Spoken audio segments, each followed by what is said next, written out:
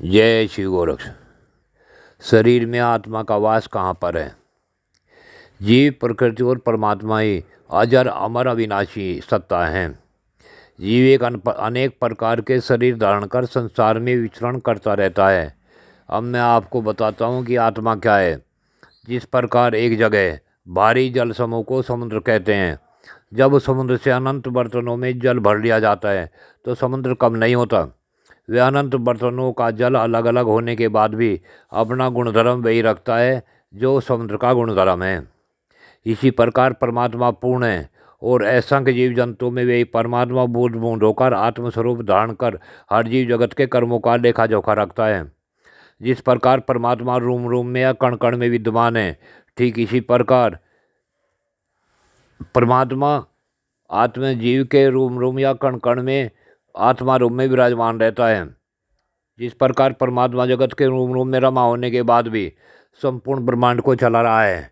जब प्रकृति में जीव गर्भावस्था में प्रवेश करता है तो आत्मा जो परमात्मा के एक कण है, जीव के कर्मों का लेखा जोखा रखने के लिए जीव के साथ उसी गर्भ में प्रविष्ट हो जाता है और अपनी पूर्ण सत्तावश जीव का बनने वाले शरीर को बढ़ाने व चलाने के लिए प्राण जो आत्मा का एक गुण है बनकर शरीर में प्रवेश कर जाता है। वह जीव अपने बनते वाले शरीर में हृदय में वास करता है। इसलिए कहा है कि किसी के दिल को दुखाना पाप है। गुरु द्रोणाचार्य ने धर्मयुधिष्ठिर से यह सुनने पर कि अश्वत्थामा भीम के द्वारा मारा गया गुरु के हृदय पर चोट लगी और गुरु के हाथों से हथियार छूट गए, जिसके कारण धर्मयुधिष्ठिर को इसी कर्म का दंड नरक देखना पड़ा था।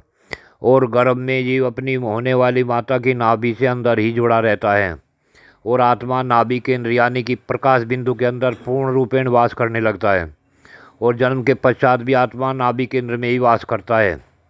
जीव सांसों की गिनती लेकर पैदा होता है और सांस पूरे होने के पश्चात शरीर का त्याग कर देता है। प्यारे बंधुओं, आपने पढ़ाया सुना होगा कि हमारे शरीर में 10 प्राण होते हैं, जिनके नाम इस प्रकार हैं: प्राण, अपान, व्यान, उदान, समान, नाग, कूर्म, देवदत्त, कृकल और 10वां प्राण है धनंजय। मृत्यु के बाद धीरे धीरे सभी प्राण शरीर का त्याग करते हैं, परंतु परमात्मा कण कण में होने से जिन्हें समाधि या दफनाया जाता है, उनका अंतिम प्राण धनंजय तब तक शरीर में रहता है जब तक शरीर पूरी प्रकार से नष्ट नहीं हो जाता। यह भी परमात्मा की एक क्रिया है।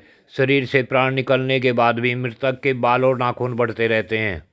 अतः शरीर से जीव के साथ आत्मा अपना शरीर को देकर जीव के साथ जाकर उसका लेखा जोखा रखते हुए कर्मों का फल भुगतवाता है। मृत्यु के पश्चात पापी दुख भोगते हैं और श्रेष्ठ कर्म करने वाले सुख भोगते हैं।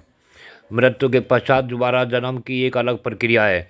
जिन मनुष्यों को यहाँ रहते हुए सभी प्रकार की वासनाएं समाप्त हो जाती हैं और मनुष्य निस्वार्थ भाव से प्रभु को समर्पण भाव से कर्म करता है तो वह मुक्त हो जाता है।